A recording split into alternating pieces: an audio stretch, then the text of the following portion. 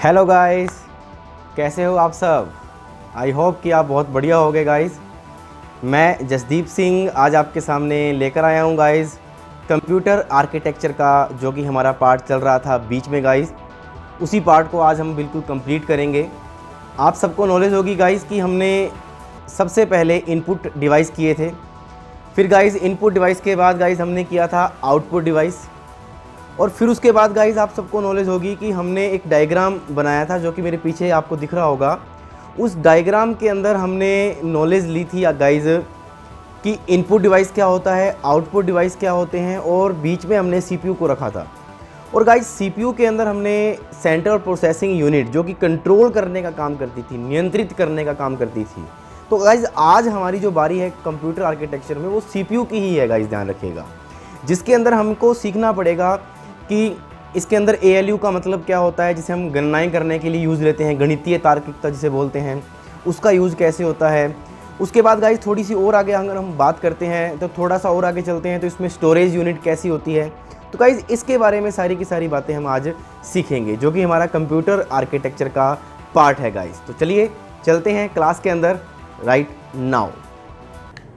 Yes guys, तो चलते हैं। रेडी हो गए आप? यस गाइस, कंप्यूटर आर्किटेक्चर आप सबको पता है, टॉपिक चल रहा था हमारा कंप्यूटर आर्किटेक्चर, जिसके अंदर गाइस हमने स्टार्टिंग जो की थी वो की थी गाइस इनपुट डिवाइस से, ध्यान रखिएगा।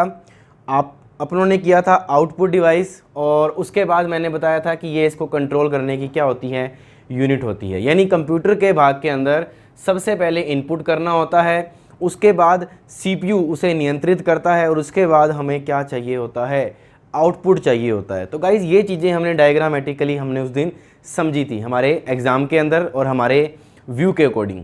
उसके बाद गाइज़ अब हम जो बात करने जा रहे हैं, आज हम इस पार्ट की बात करने जा रहे हैं, ध्यान रखिएगा। इस पार्ट में भी हम बात करेंगे कंट्रोल यूनिट और अर्थमेटिकल लॉजिक यूनिट, ध्यान रखिएगा, क्योंकि स्टोरेज यूनिट का अलग से ही क्या है गाइज़ एक चैप्टर है जिसे हम बोलते हैं मेमोरी, ध्यान रखिएगा, वहाँ पर हम इसको सीखेंगे। तो गाइज़ CPU की अगर हम बात करते हैं, नाम से पता लग रहा है सेंट्रल प्रोसेसिंग यूनिट, ध्यान रखिएगा, केंद्रीय, हमको पता है संसाधन इकाई या नियंत्रण या प्रोसेसिंग जिसे बोलते हैं हम। अब देखिए गाइस, CPU के अंदर हमें पता लग गया कि सेंट्रल प्रोसेसिंग यूनिट इसका नाम होता है। इसको और किस नाम से जाना जाता है, इसको जाना जाता है माइंड ऑफ कंप्यूटर, यानी कंप्यूटर का क्या, दिमाग। ध्यान रखिएगा कि कंप्यूटर का जो दिमाग है वो भी हम किसको कहते हैं, CPU को। क्यों कहते हैं? क्योंकि यह किसी भी निर्देश को क्या करता है, एग्जीक्यूट करता है, जिसे बोलते हैं हम निष्पादित करता है, यानी कि हम कह सकते हैं प्रोसेसिंग करता है।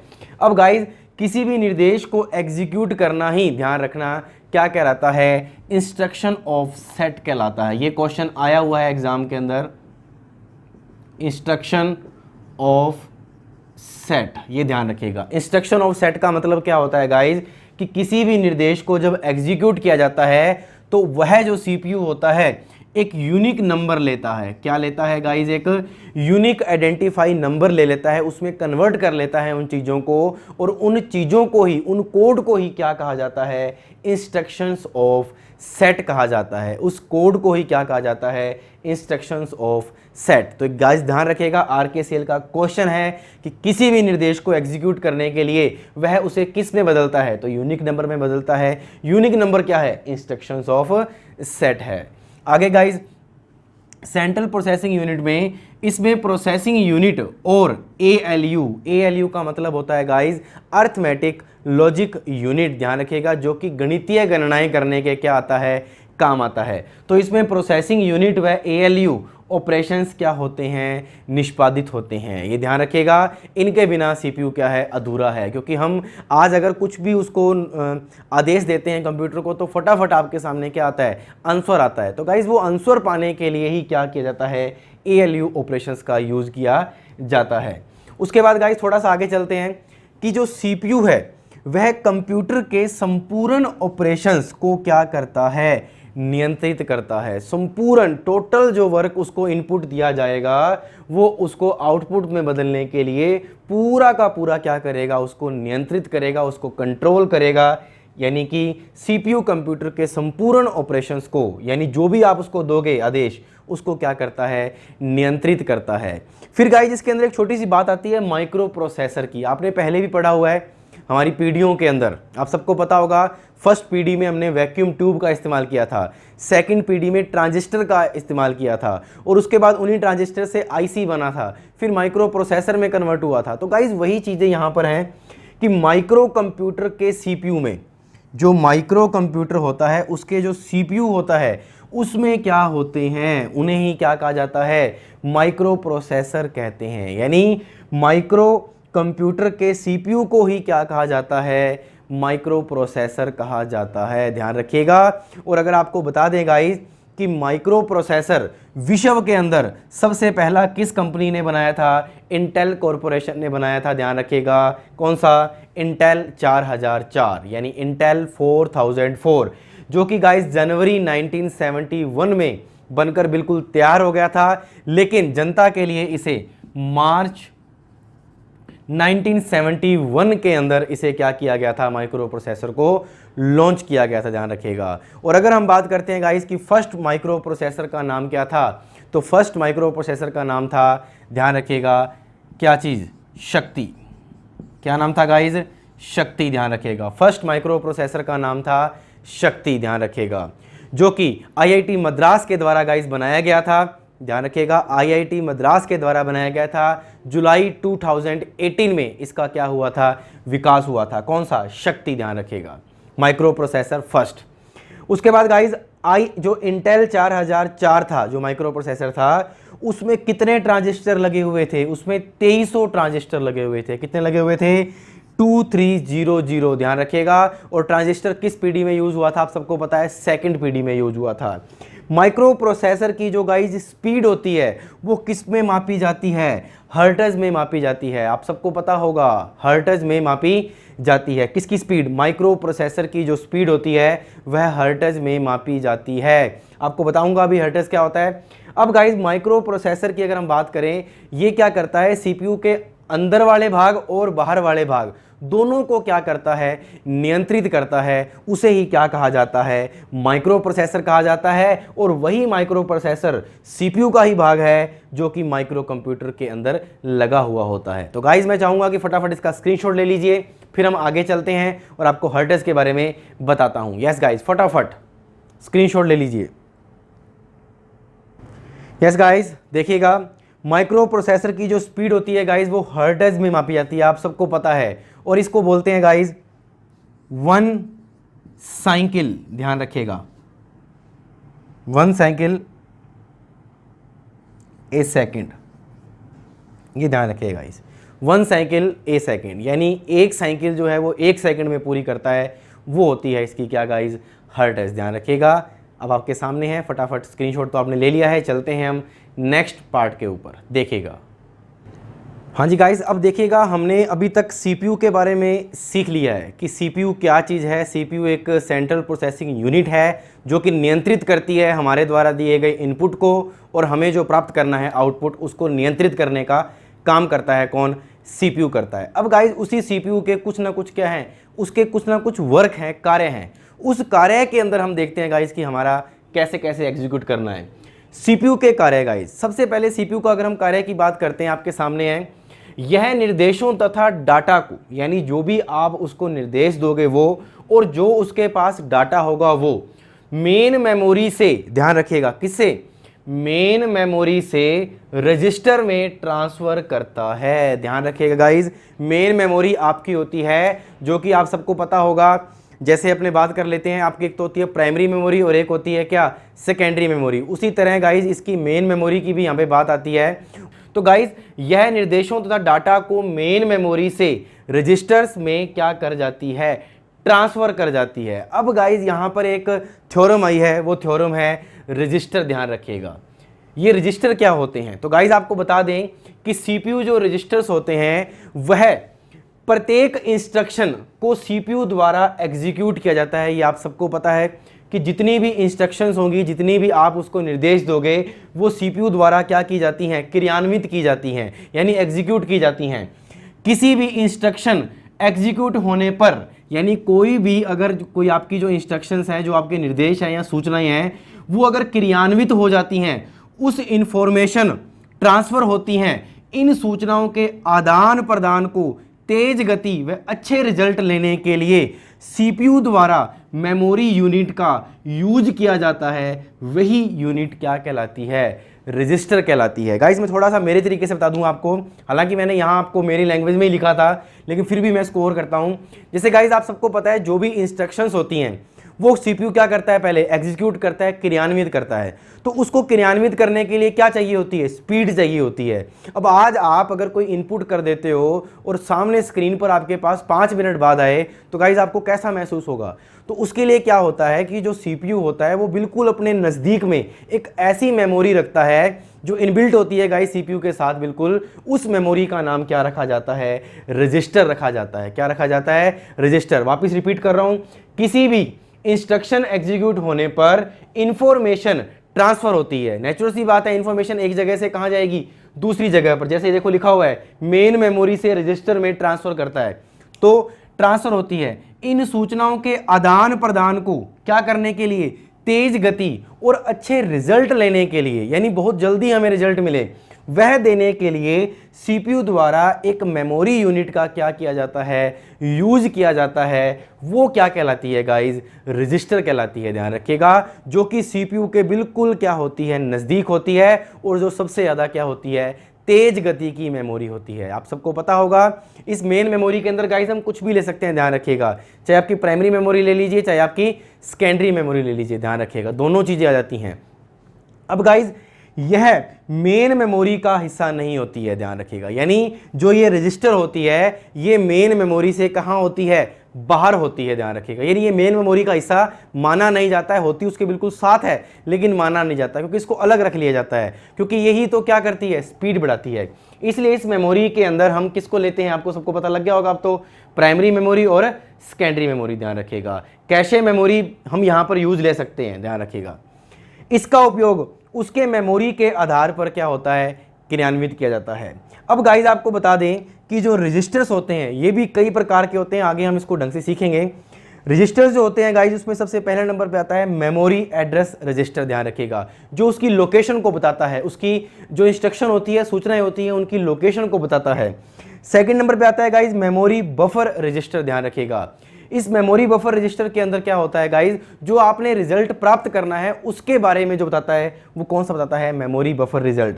उसके बाद गाइस प्रोग्राम कंट्रोल रजिस्टर होते हैं, जो कि नियंत्रित करता है चीज़ों को। फिर एक्यूमुलेटर, ध्यान रखिएगा गाइस, ये भी रिजल्ट लेने के काम आता है। उसके बाद इंस्ट्रक्शंस, आप सबको पता लगी, सूचनाओं के लिए, और इनपुट आउटपुट। तो गाइस इसके बारे में आगे हम सीखते हैं। अभी हमने सिर्फ ये सीखा कि रजिस्टर होते क्या हैं। रजिस्टर वह मेमोरी है जो सीपीयू के बिल्कुल नज़दीक है, और जो सबसे ज़्यादा क्या होती है? तेज़ गति की मेमोरी होती है। तो पहली सीपीयू का जो कार्य था वो यही था कि मेन मेमोरी से रजिस्टर्स में क्या करना? ट्रांसफ़र करना। निर्देशों का क्रमिक रूप, क्रमिक रूप का मतलब होता है alternate, first second first second first second, या लगातार क्रमिक रूप से। ध्यान रखिएगा, यानी फर्स्ट सेकंड, अगर 2 हैं तो फर्स्ट सेकंड, और अगर 3 है तो फर्स्ट सेकंड थर्ड, अगर 4 है तो फर्स्ट सेकंड थर्ड फोर्थ, फिर अगर 5 है तो फर्स्ट सेकंड थर्ड फोर्थ और फिफ्थ। यानी क्रमिक रूप का मतलब होता है लगातार। ध्यान रखिएगा, निर्देशों का क्रमिक रूप से क्रियान्वयन करता है। आवश्यकता पड़ने पर यह आउटपुट डाटा को रजिस्टर से मेन मेमोरी में भी क्या कर देता है? ट्रांसफर कर देता है। यानी ये दोनों काम कर जाता है सीपीयू। क्या? मेन मेमोरी से रजिस्टर में भी ट्रांसफर कर जाता है, और रजिस्टर से मेन मेमोरी में भी क्या कर जाता है? ट्रांसफर कर जाता है। पर किसको करता है गाइज? ध्यान रखिएगा, आउटपुट को। किसको करता है? आउटपुट को। तो गाइज आई होप कि आपको ये क्लियर हुआ हो कि सीपीयू रजिस्टर क्या होता है और सीपीयू के कार्य कैसे निष्पादित होते हैं। एक बार रिपीट कर लेते हैं सारे का सारा परफॉर्मा जो अब तक हमने किया है। सबसे पहले मैंने आपको बताया कि हमारे पास इनपुट डिवाइस होता है, उसके बाद उसको नियंत्रित करने के लिए सीपीयू की आवश्यकता होती है, उसके बाद हमारे पास आउटपुट के रूप में वस्तु बाहर आती है। फिर हमने सीपीयू की बात की थी गाइस। सीपीयू के अंदर मैंने आपको बताया कि सेंट्रल प्रोसेसिंग यूनिट है, जो कि हमारे कंप्यूटर का क्या होता है? एक दिमाग कहा जाता है, उसको मस्तिष्क कहा जाता है, माइंड ऑफ कंप्यूटर कहा जाता है। फिर उसके बाद में हमने कहा था कि माइक्रो कंप्यूटर के जो अंदर सीपीयू लगा होता है वो माइक्रो प्रोसेसर का ही क्या होता है? भाग होता है, जो कि इंटेल 4004 फर्स्ट अपना लॉन्च हुआ था, जो कि कब हुआ था गाइज आपको पता लग गया होगा, जनवरी 2017 में। उसके बाद इसको मार्च 2017 में अपना लिया गया था। 2018 में अपने को पता है शक्ति नाम का क्या लॉन्च किया गया था, माइक्रो प्रोसेसर लॉन्च किया गया था। उसके बाद हमने सीपीयू के बारे में बताया कि ये इंस्ट्रक्शंस को क्या करता है, एक एग्जीक्यूट करता है, सूचनाओं को एग्जीक्यूट करता है और आगे ट्रांसफर करता है। फिर उसके हमने क्या देखे थे गाइज, कार्य देखे थे। और सीपीयू रजिस्टर के बारे में बस इतनी सी बात याद रखनी है कि सीपीयू, प्रत्येक इंस्ट्रक्शन को सीपीयू को एग्जीक्यूट करना पड़ता है, ट्रांसफर करना पड़ता है। उस ट्रांसफर के लिए जो स्पीड चाहिए होती है वो एक मेमोरी यूनिट देती है। वो कौन होती है, रजिस्टर होती है, जो कि सीपीयू के बिल्कुल नज़दीक की मेमोरी मानी जाती है। तो गाइस चलते हैं नेक्स्ट पार्ट के ऊपर, जो हमारा नेक्स्ट स्लाइड है, देखिएगा। यस गाइस देखिएगा, आपको अभी मैंने बताया कि जो रजिस्टर्स क्या होते हैं, सबसे तीव्र इकाई की क्या होती है, मेमोरी होती है। अब हम उसमें ही बात कर रहे हैं कि रजिस्टर्स क्या होते हैं और कितने प्रकार के होते हैं। तो क्या होते हैं वो तो पता लग चुका है, रजिस्टर्स कितने प्रकार के होते हैं। तो गाइज मैंने यहाँ 5 लिखे हैं, बोर्ड पर 5 ही आए हैं, वैसे 6 होते हैं, आप सबको पता है। फर्स्ट नंबर पे जो है वो है मेमोरी एड्रेस रजिस्टर, ध्यान रखेगा। मैं छठा आपको वैसे ही बाय मौखिक रूप से आपको मैं बता दूंगा, ध्यान रखेगा, तो आप उसको लिख लीजिएगा। फर्स्ट नंबर पे है मेमोरी एड्रेस रजिस्टर, ध्यान रखेगा। नाम से ही पता लग रहा है गाइज, एड्रेस, ध्यान रखेगा। एड्रेस का मतलब क्या होता है कि हमारी लोकेशन जांचने के लिए। तो देखिएगा, यह कंप्यूटर के निर्देशों की एक एक्टिव मेमोरी लोकेशन को क्या करती है, स्टोर करती है। एक एक्टिव, जिस समय हमारा जो कंप्यूटर है जिस लोकेशन में सेट है, जिस अकॉर्डिंग, जिस इंस्ट्रक्शन के अकॉर्डिंग सेट है, उसको क्या करती है गाइज, स्टोर करती है। वो कौन सी मेमोरी होती है, मेमोरी एड्रेस रजिस्टर होती है। क्या होती है, मेमोरी एड्रेस रजिस्टर। नाम से याद रखो, एड्रेस मतलब लोकेशन, बस, क्योंकि पेपर में आएगा रजिस्टर्स की ऐसी कौन सी प्रकार है जो कंप्यूटर के निर्देशों की एक्टिव मेमोरी लोकेशन को क्या करती है, स्टोर करती है। तो नाम बताना होगा आपको, ये चारों होंगे, आपको बताना होगा मेमोरी एड्रेस रजिस्टर, ध्यान रखिएगा। तो एड्रेस मतलब लोकेशन। सेकंड पे चलते हैं, मेमोरी बफर रजिस्टर, ध्यान रखिएगा, मेमोरी बफर। अब देखिएगा, इस बफर का मतलब क्या होता है। आपने जब यूट्यूब पे बफरिंग सुनी होगी, यस या नो, यस या नो, यूट्यूब पे आपने बफरिंग सुनी होगी, या आपने मोबाइल में भी कभी कभी क्या होता है, बफरिंग होना शुरू कर देता है। तो गाइज बफरिंग होने का मतलब हम कहते हैं कि डाटा में प्रॉब्लम आ रही है। तो वही चीज़ यहाँ पर आप सोच के चलो कि जब मेमोरी बफर रजिस्टर की बात आएगी, तब यह रजिस्टर मेमोरी से, ध्यान रखें, किससे, रजिस्टर मेमोरी से रीड एंड राइट किए गए किसी डाटा के कंटेंट को क्या करता है, स्टोर करता है। कंटेंट का मतलब गाइज यहां पर लिया जा रहा है, जैसे ही मान लो बफरिंग करना शुरू हुआ डाटा हमारा, तो उसके जो कंटेंट होंगे, उसका मतलब वो उसको उठा रहा है। पहले वो डाटा को स्टोर करेगा अपने अंदर, फिर आपके सामने भेजेगा। जैसे ही बफरिंग समाप्त होती है तो आपके सामने तस्वीर आना शुरू हो जाती है। तो गाइज वही चीज़ यहाँ पर है कि रजिस्टर मेमोरी से रीड एंड राइट किए गए किसी डाटा के कंटेंट को क्या कर जाता है, वो स्टोर कर जाता है और तस्वीर आपके सामने आ जाती है। उसके बाद guys program control register, program control register. तो मैं आपको रिपीट कर रहा हूं एक बार, एड्रेस के लिए लोकेशन, बफर के लिए रीड एंड राइट, ध्यान रखिएगा। प्रोग्राम कंट्रोल रजिस्टर्स के लिए देखिए, प्रोग्राम कंट्रोल रजिस्टर में से अगर हम यहां देखिए, यह एग्जीक्यूट होने वाले यानी क्रियान्वयन होने वाले प्रोग्राम के अगले निर्देश को क्या कर जाता है, स्टोर कर जाता है। अब गाइज आप खुद देखिए, कंट्रोल यानी नियंत्रित। अब नियंत्रित किसको करेंगे, अपने आप को। मान लीजिए हमने नियंत्रित करना है, अपने आप को नियंत्रित करेंगे तो हम आगे वाली चीज बोलने के लिए नियंत्रित करेंगे। जो हम अपने मुंह से निकाल दिया वो तो प्रेजेंट में चला गया, जो आगे फ्यूचर में आने वाला है उसको हम क्या कर सकते हैं, कंट्रोल कर सकते हैं। जैसा मैंने आपको बताया था कि गलती एक बार होती है लेकिन बारी बारी हो, तो उसको हम कंट्रोल करना सीखना चाहिए हमें। तो वही चीज यहां पर है कि प्रोग्राम कंट्रोल रजिस्टर के अंदर यह एग्जीक्यूट होने वाले प्रोग्राम के अगले निर्देश को क्या कर जाता है, स्टोर कर जाता है। उसे क्या कहते हैं, प्रोग्राम कंट्रोल रजिस्टर, ध्यान रखिएगा, प्रोग्राम कंट्रोल रजिस्टर। नेक्स्ट आता है एक्यूमुलेटर रजिस्टर। कौन सा है, एक्यूमुलेटर रजिस्टर। अब ये एक्यूमुलेटर रजिस्टर क्या है गाइज, यह रन होने वाले का मतलब गाइज, कभी कभी आपने देखा होगा जब कोई आप चीज़ अपने कंप्यूटर में इंस्टॉल करते हो तो वो पहले रन कमांड या सेव कमांड मांगता है। जैसे ही आप उस रन पे कमांड पे क्लिक करते हो तो ये वाली रजिस्टर मेमोरी ओपन हो जाती है। एक्यूमुलेटर रजिस्टर, यह रन होने वाले डाटा को उसके मिडल यानी बीच में और उसके अंत तक रिजल्ट को क्या कर लेती है, स्टोर कर लेती है, ध्यान रखिएगा। यानी कि एक तो बिल्कुल मिडल से और एक बिल्कुल लास्ट से उस रिजल्ट को क्या कर लेती है, स्टोर कर लेती है। उसे बोलते हैं एक्यूमुलेटर रजिस्टर, ध्यान रखिएगा। क्या बोलते हैं, एक्यूमुलेटर रजिस्टर। फिर आता है गाइज इंस्ट्रक्शंस रजिस्टर, ध्यान रखिएगा। इंस्ट्रक्शंस मतलब निर्देश, आप सबको पता है। तो इंस्ट्रक्शंस जो रजिस्टर्स होते हैं वो भी गाइज रिजल्ट देने का काम ही करते हैं। बस फर्क ये है कि यह एग्जीक्यूट होने वाले यानी बिल्कुल क्रियान्वित हो चुके होते हैं, उनको क्या करता है, रिजल्ट में केंद्रित कर देता है। जैसे डाटा पूरा स्टोर हो गया आपके कंप्यूटर के अंदर, तब आपको दिखाता है भी हाँ सामने ऐसी चीज़ आएगी इंस्टॉल होने के बाद। तो गाइज यह एग्जीक्यूट होने वाले रिजल्ट को क्या कर जाता है, स्टोर कर जाता है। उसे बोलते हैं कौन सी मेमोरी, इंस्ट्रक्शंस रजिस्टर बोलते हैं। क्या बोलते हैं, इंस्ट्रक्शंस रजिस्टर। तो मैं साइड में हो जाता हूँ, फटाफट आप इसका एक स्क्रीनशॉट ले लीजिए, फिर हम अगले वाले पॉइंट पे चलते हैं। इसी का आगा 6 number point, input output register क्या होता है। यस गाइज, फटाफट।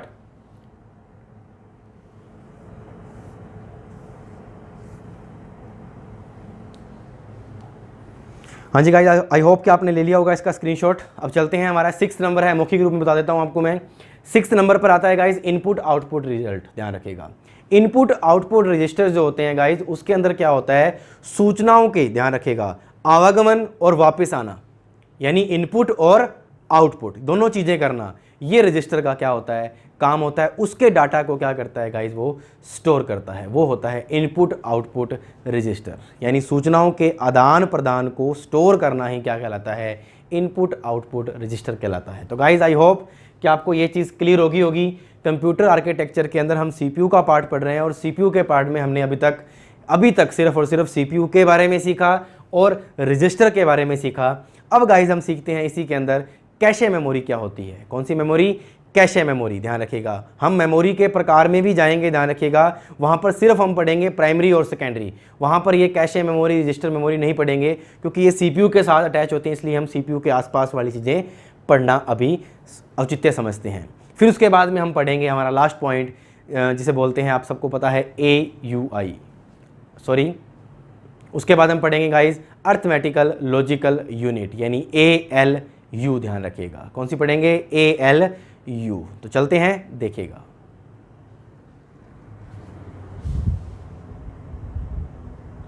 यस गाइज, आगे का जो हमारा पार्ट है वो है अब कंप्यूटर आर्किटेक्चर के अंदर कैश मेमोरी, ध्यान रखिएगा। हमने अभी तक रजिस्टर पढ़ लिया था, अब हम कैश मेमोरी की बात कर लेते हैं, क्योंकि हम इसको अलग से प्राइमरी और सेकेंडरी मेमोरी में नहीं पढ़ने वाले हैं, इसलिए मैं इसको सीपीयू के साथ है, इसलिए सीपीयू के बिल्कुल नज़दीक है, इसलिए मैं इनको साथ में ही करवा रहा हूँ, ध्यान रखिएगा। गाइस, कंप्यूटर आर्किटेक्चर में जो कैशे मेमोरी है, ये सबसे ज़्यादा हाई स्पीड मेमोरी होती है। जैसे रजिस्टर है वैसे ही कैशे मेमोरी है, बस ध्यान रखिएगा सीपीयू के बिल्कुल नज़दीक की जो मेमोरी है वो रजिस्टर है, ध्यान रखिएगा। ये इंपॉर्टेंट क्वेश्चन है, सीपीयू के बिल्कुल नज़दीक कौन सी मेमोरी है, रजिस्टर। और अगर पूछ लिया जाए सीपीयू के बिल्कुल नज़दीक मेमोरी कौन सी है, अगर ऑप्शन में रजिस्टर नहीं है तो कौन सी मेमोरी मानी जाएगी, यस, कैशे मेमोरी मानी जाएगी, ध्यान रखिएगा। उसके बाद में कौन सी मेमोरी आती हैं, जो हमारी प्राइमरी मेमोरी जिसे हम बोलते हैं रैम, रोम, ये वाली सारी, और सेकेंडरी मेमोरी पेन ड्राइव हो गया, ये चीज़ें हार्ड डिस्क होगी, ये सारी की सारी किस में आती हैं, सेकेंडरी मेमोरी में आती हैं। तो गाइस, इस एक तो ये इंपॉर्टेंट है, इसको याद रखिएगा आप कि सीपीयू के सबसे नज़दीक वाली मेमोरी रजिस्टर है, उसके बाद कैशे मेमोरी है, उसके बाद में अपनी मेमोरीज़ है जो प्राइमरी और सेकेंडरी मेमोरी होती है। Cache memory guys high speed memory है, ये आपको पता लग चुका है, जैसे रजिस्टर है वैसे ये है। ये क्या करती है गाइज, कैशे मेमोरी, ये सीपीयू से रैम, ध्यान रखिएगा, क्योंकि प्राइमरी मेमोरी में सबसे पहले क्या आता है, रैम आता है, आप सबको पता होगा, फिर रोम आता है। तो सीपीयू और रैम के बीच में क्या करती है, आज जो हमारे निर्देश होते हैं उनका क्रियान्वयन करती है, ये ध्यान रखिएगा। सीपीयू और रैम के बीच में देखिए, यह उस प्रकार के डाटा तथा इंस्ट्रक्शन, ध्यान रखिएगा, डाटा तथा इंस्ट्रक्शन को क्या करती है, स्टोर करती है, जिनकी आवश्यकता सीपीयू को क्या होती है, बार बार होती है, यानी बहुत जल्दी उसको प्राप्त हो जाती है, ध्यान रखिएगा, चाहिए होती है चीजें। सीपीयू कैशे मेमोरी से डाटा व निर्देशों को रैम तथा डिस्क की अपेक्षाकृत अधिक शीघ्रता से क्या कर सकता है, प्राप्त कर सकता है। किससे प्राप्त कर सकता है, कैशे मेमोरी से, क्योंकि उसको पता है फटाफट मुझे कहाँ से मिलेगा, कैश मेमोरी से ही मिलेगा। तो ये भी ध्यान रखिएगा लाइन को। उसके बाद अभी एट प्रेजेंट अगर वर्तमान की बात करें गाइज, तो कंप्यूटर में आपको 256, 512 और 1024 KB तक की क्या मिल सकती है, कैश मेमोरी मिल सकती है। इनकी क्षमता कम होती है गाइज, लेकिन इनकी स्पीड क्या होती है, बहुत ज़्यादा क्या होती है, तेज होती है, ध्यान रखिएगा। इसलिए अपने को याद रखना है CPU और रैम के बीच का जो भाग होता है वो क्या कहलाता है, कैशे मेमोरी कहलाता है, जो डाटा और इंस्ट्रक्शंस को क्या करती है, स्टोर करती है, जिसकी आवश्यकता CPU को क्या होती है, बार बार होती है। उसके बाद गाइज कैशे मेमोरी के अंदर हमको ये पता लग गया कि ये हाई स्पीड मेमोरी है, लेकिन ये कितने प्रकार की होती है गाइज, ये मेमोरी जो होती है ये 3 प्रकार की होती है। लेकिन वर्तमान में जो ये L3 है, L1, L2 और L3, वर्तमान में जो L3 है ये बहुत बड़े बड़े कंप्यूटरों में यूज़ होती है। हमारे जो पर्सनल कंप्यूटर है घरों में जो यूज़ होते हैं उनमें L3 नाम का कोई भी क्या नहीं होती, कैश मेमोरी नहीं होती है। तो इसलिए अपने को पूछा जाए कि कैशे मेमोरी कितने प्रकार की होती है, तो हमें बताना है 3 प्रकार की होती है, L1, L2 और L3। अब ये L1 क्या चीज़ है गाइज, तो L1 जो होती है इसको प्राइमरी कैशे मेमोरी बोला जाता है। जैसे मेमोरी के 2 भाग हैं, प्राइमरी और सेकेंडरी मेमोरी, उसी तरह कैशे मेमोरी के अंदर जो मेमोरियां होती हैं उनके भी 3 भाग हैं, उसमें L1 को बोला जाता है प्राइमरी कैशे मेमोरी। ध्यान रखिएगा, यह उस CPU के अंदर ही, यानी कि उस CPU के अंदर ही क्या होती है गाइज, इनबिल्ट होती है। कौन सी मेमोरी, कैशे मेमोरी, ध्यान रखिएगा। उसके बाद ये इनबिल्ट होती है प्राइमरी कैशे मेमोरी। उसके बाद गाइज ये बहुत ही क्या होती है, छोटी, और आकार में तो छोटी होती है लेकिन होती क्या है, बहुत ज़्यादा तीव्र होती है। उसके बाद गाइज ये होती है सेकेंडरी मेमोरी, जो होती है सेकेंडरी कैशे मेमोरी, ये अलग से चिप के अंदर डाली होती है, जो कि अलग होती है, ध्यान रखिएगा। तो वो होती है L2 कैशे मेमोरी। और L3 मैंने बोला है जरूर, लेकिन हमारे पर्सनल कंप्यूटर में यूज नहीं होती है। तो गाइज आई होप कि आपको ये भी चीज़ क्लियर हुई हो कि कैशे मेमोरी क्या होती है। उसके बाद पहले मैंने बताया रजिस्टर्स क्या होते हैं, उससे पहले मैंने बताया CPU के प्रकार क्या होते हैं, CPU क्या होता है, ये अपने को पता लग चुका है। तो गाइस चलते हैं हम हमारे अब आगे नेक्स्ट वाली स्लाइड पर, जो हमारी लास्ट स्लाइड है, ALU के बारे में पता लगाएंगे कि ये ALU क्या काम आता है, अर्थमेटिकल लॉजिक यूनिट किस काम हमारे आती है, देखते हैं।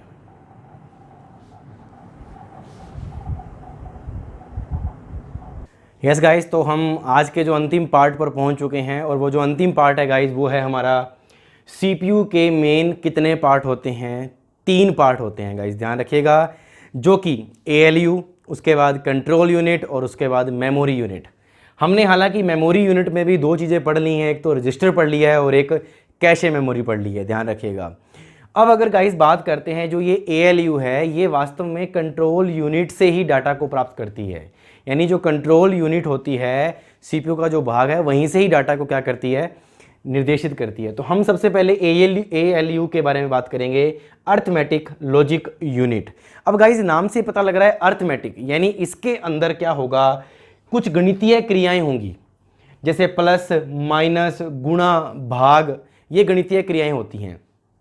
उसके साथ साथ गाइस तुलना भी करता है ये अर्थमेटिक। कैसे, जैसे मान लीजिए आपने इधर लिख दिया 4 और इधर लिख दिया 5, तो गाइस आपको ये तो पता है कि ये संख्या है, अब इनके बीच में तुलना चाहता है वो, तो तुलना करने के लिए क्या बताएगा आपको, यहाँ तो वो बता देगा, अब मैं यहाँ पर ये लिख दूंगा, तो ये गलत है ना, क्योंकि 4 5 के बराबर नहीं है, ये हमको पता है लेकिन कंप्यूटर को नहीं पता। तो कंप्यूटर के अंदर भी क्या डाला जाता है, अर्थमेटिकल लॉजिकल यूनिट डाली जाती है, जिससे वो बता पाए कि नहीं ये गलत है, इसका तो ये आना चाहिए कि 4 छोटा है किससे, 5 से, या 5 बड़ा है किससे, 4 से। तो गाइस ध्यान रखिएगा, CPU के लिए सभी प्रकार की अंकगणितीय क्रियाएं, यानी प्लस, माइनस, गुणा, भाग व तुलना, चाहे छोटी हो, चाहे वो बड़ी हो, चाहे वो बराबर में हो, इसी यूनिट में की जाती है। किसके अंदर, CPU के इसी भाग में, जिसे बोलते हैं ALU। उसके बाद गाइज यह यूनिट कई ऐसे इलेक्ट्रॉनिक सर्किट से बनी होती है, यह जो यूनिट है कई ऐसे इलेक्ट्रॉनिक सर्किट से बनी होती है, ध्यान रखिएगा, जिनमें एक ओर से कोई 2 संख्याएं भेजने पर, यानी आप अपनी तरफ से 2 संख्याएं भेजो और दूसरी ओर से उनका योग या फिर अंतर या फिर गुणनफल या फिर क्या भागफल प्राप्त होता हो, उसे भी क्या कहा जाता है, इसी यूनिट में ALU कहा जाता है। क्योंकि यहाँ साफ साफ लिखा हुआ है कि यह यूनिट कई ऐसे इलेक्ट्रॉनिक सर्किट से बनी होती है, जिनमें एक ओर से कोई 2 संख्याएं भेजी जाएं और दूसरी ओर से उसको क्या मिल जाए, परिणाम मिल जाए उसके आर्टिफिशियल इंटेलिजेंसी के साथ, वो क्या कहलाता है, ALU। इसमें सारी गणनाएं गाइस ध्यान रखिएगा बाइनरी सिस्टम में की जाती हैं। आपको सबको पता है, मैंने इधर से दिया इनपुट, आप सबको नॉलेज होगी, मैं वापस बता रहा हूँ, इधर से मैंने किया इनपुट, ये जाएगा CPU के अंदर, और जो चीज़ CPU में जाएगी वो किस भाषा में जाती है, यस मशीनरी भाषा में जाती है, बाइनरी डिजिट में जाती है, 0 1 के हिसाब से जाती है, और इसके अंदर कंट्रोल होती है और वापस किसके रूप में बाहर आ जाती है, जो हमें चाहिए आउटपुट के रूप में बाहर आ जाती है। तो इनमें सारी गणनाएं बाइनरी सिस्टम में की जाती हैं। और गाइस ध्यान रखिएगा, प्राप्त होने वाली संख्याओं तथा क्रियाओं के परिणामों को एक अस्थायी रूप से, ध्यान रखिएगा किस रूप में, अस्थायी रूप में जहां रखा जाता है, वो मेमोरी कौन सी मेमोरी होती है, रजिस्टर्स होती है, जो मैंने आपको बताया है, जो बहुत ज़्यादा तीव्र होती है। तो ये ध्यान रखिएगा, प्राप्त होने वाली संख्याओं तथा क्रियाओं के परिणामों को अस्थायी रूप से कहाँ रखा जाता है, रजिस्टर में रखा जाता है। तो गाइस ये बात आपको सबको पता लग गई कि ALU क्या होता है, अर्थमेटिकल लॉजिकल यूनिट, जो कि हमारी गणनाएं करने के काम आती है। और सबसे मेन बात इसमें ये वाली थी कि इसमें सारी गणनाएं बाइनरी सिस्टम में की जाती हैं, और प्राप्त होने वाली संख्याओं तथा क्रियाओं के परिणामों को अस्थायी रूप में वर्चुअल मेमोरी के रूप में कहाँ रखा जाता है, रजिस्टर्स में रखा जाता है, इसलिए उन्हें क्या कहा जाता है, रजिस्टर कहा जाता है। तो आई होप कि गाइज इतना पार्ट आपको बिल्कुल कंप्लीट में समझ में आया होगा। अब मैं आशा करता हूं कि आपको जो मैंने आज करवाया है वो मेरे द्वारा करवाई गई चीज़ आपको बिल्कुल समझ में गाइज आई हो। तो हाँ जी गाइज, तो देखिए आपके लिए मैं एक छोटा सा टेस्ट लेकर आया हूँ, 4 क्वेश्चन का है, जो मैंने अभी आपको करवाई है सीरीज़। आपको सबको पता होगा CPU के बारे में बताया है मैंने आपको, तो उसके लिहाज से आपको मैंने 4 क्वेश्चन बनाए हैं। इन 4 क्वेश्चन का जवाब आप मुझे फटाफट 30 सेकंड में फटाफट आपने लाइव चैट में दे देना है। मैं साइड में हो जाऊंगा, आपको 30 सेकंड का समय मिलेगा। यस गाइज, आपका समय शुरू होता है अब, ओनली फॉर 30 सेकंड। गाइज ध्यान रखिएगा, ये आपके सामने है, CPU में उपस्थित आंतरिक मेमोरी वास्तव में है, ऑप्शन आपके हैं ALU का समूह, रजिस्टर्स का समूह, बस, माइक्रो प्रोसेसर। सेकंड नंबर पर है, कंप्यूटर में कहां पर डाटा को जोड़ा तथा उसकी तुलना की जाती है, hard disk, CPU, memory chip, floppy disk. तीसरा क्वेश्चन है, बिट्स का एक समूह जो कंप्यूटर को किसी विशेष कार्य को करने को कहता है, instruction code, micro operation, accumulator और रजिस्टर। और चौथे नंबर पर है गाइज, प्रोसेसर में एक कंट्रोल यूनिट और एक डैश शामिल होता है, CU यानी कंट्रोल यूनिट, रैम यानी रैंडम एक्सेस मेमोरी, ALU आपको सबको पता है, बताया था, अर्थमेटिक लॉजिक यूनिट और मेमोरी। यस गाइस, आपका समय भी समाप्त हो चुका है, तो देखते हैं कि किस किस के कितने कितने सही हैं। यस गाइस, फर्स्ट क्वेश्चन है, CPU में उपस्थित आंतरिक मेमोरी वास्तव में है, CPU में उपस्थित आंतरिक मेमोरी वास्तव में है। तो आप सबको पता है गाइस, रजिस्टर है या नहीं है, आपको सबको पता है रजिस्टर्स जो होते हैं वो बिल्कुल नज़दीक होते हैं CPU के। तो मैंने यही बोला है, CPU में उपस्थित आंतरिक मेमोरी वास्तव में कौन सी है, यहाँ पर आ जाएगा रजिस्टर्स का समूह, ध्यान रखिएगा, यानी B नंबर उत्तर मेरा बिल्कुल सही हो जाएगा। आपको पता है माइक्रो प्रोसेसर नहीं है, बस के बारे में बताया ही नहीं मैंने, ALU का समूह अलग से होता है, आप सबको पता है। कंप्यूटर में कहाँ पर डाटा को जोड़ा तथा उसकी तुलना की जाती है, तो सबका सही होगा मेरे हिसाब से, मैं देख रहा था लाइव चैट में, तो आप सबको पता होगा कि कंप्यूटर में कहाँ पर डाटा को जोड़ा तथा उसकी तुलना की जाती है, तो कहाँ की जाती है, यस गाइज ALU में होती है, आप सबको पता है, लेकिन ALU होता कहाँ है, CPU में, तो इसका उत्तर भी क्या आएगा, CPU। ये गाइज ध्यान रखिएगा, एग्जाम के क्वेश्चन है, RKCL के क्वेश्चन है, ध्यान रखिएगा। नेक्स्ट, बिट्स का एक समूह जो कंप्यूटर को किसी विशेष कार्य को करने के लिए कहता है, बिट्स का एक समूह, ध्यान रखिएगा, जो कंप्यूटर को किसी विशेष कार्य को करने को कहता है। याद करो, मैंने ऊपर ऊपर बताया था आपको यहाँ पर जब CPU के बारे में बात चली थी, इंस्ट्रक्शन कोड कहलाता है, क्या कहलाता है, इंस्ट्रक्शन कोड कहलाता है, बिट्स का एक समूह। आगे नेक्स्ट क्वेश्चन, प्रोसेसर में एक कंट्रोल यूनिट और एक डैश शामिल होता है। तो आप सबको पता है, आपको मैंने लास्ट में बताए थे कि CPU में 3 बातें होती हैं, कंट्रोल यूनिट, ALU और मेमोरी यूनिट। यहां पर किसकी बात आ रही है, प्रोसेसर की बात आ रही है, माइक्रो प्रोसेसर की। तो माइक्रो प्रोसेसर में एक तो कंट्रोल यूनिट होता है और उसके साथ साथ क्या होती है, ALU होती है, क्या होती है, ALU, ध्यान रखिएगा, यानी अर्थमेटिक लॉजिक यूनिट। तो आई होप कि गाइज ये 4 क्वेश्चंस का आपने सही जवाब दिया होगा। तो चलते हैं नए सेशन के लिए। यस गाइस, तो गाइस आपने क्लास ले ली है और क्लास का जो आपको पता है फीडबैक हमें बताना है क्लास के बिल्कुल एंड में, जो कि कमेंट बॉक्स के अंदर आपको बताना है कि आपको आज की क्लास कैसी रही कंप्यूटर आर्किटेक्चर की, जिसमें गाइस हमने आज CPU के पार्ट्स जो थे वो हमने आज कंप्लीट किए। लेकिन स्टोरेज यूनिट आप सबको नॉलेज है गाइस कि अभी पढ़ी है, स्टोरेज यूनिट का अलग से चैप्टर होता है, तो इसलिए हम स्टोरेज यूनिट वहीं पर ही सीखेंगे ढंग से। तो गाइस नए सेशन के लिए, तब तक के लिए गाइस अलविदा।